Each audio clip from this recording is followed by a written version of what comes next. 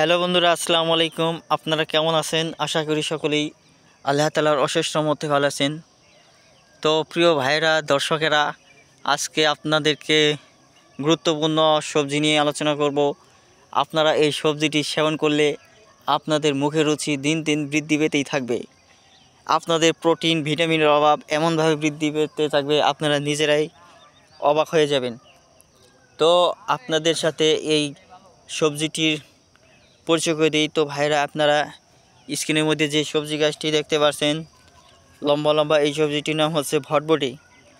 তো এই ভটবটি কিন্তু বাজার থেকে পাওয়া যায়, হাট বাজার থেকে পাওয়া যায়,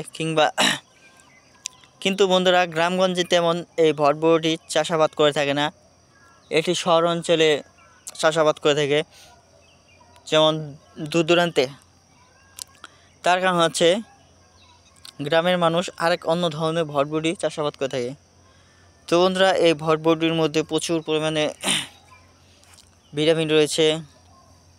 এই ভটবটির মধ্যে যে বীজগুলো রয়েছে, এই বীজগুলো যদি আপনারা সংগ্রহ করে আপনাদের জমিতে কিংবা আপনাদের বাড়িতে রোপণ করতে পারেন, তাহলে আমি আপনাদেরকে বলবো,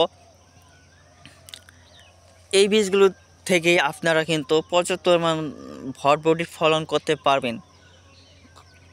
তো এর ফলে আপনাদের ভটবটি কিনে খেতে হবে না। তাছাড়া বন্ধুরা, এই ভটবটির যে পরিমাণ স্বাদ, ভিটামিন রয়েছে, তা আপনাদের শরীর ও স্বাস্থ্যের জন্য সব দিক দিয়েই উপকার। তো বন্ধুরা, এই ভটবটি আপনারা অবশ্যই রোপণ করার জন্য আমাদের পরামর্শ নেবেন।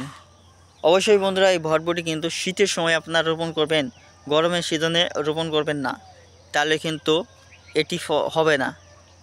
ধন্যবাদ আপনাদেরকে।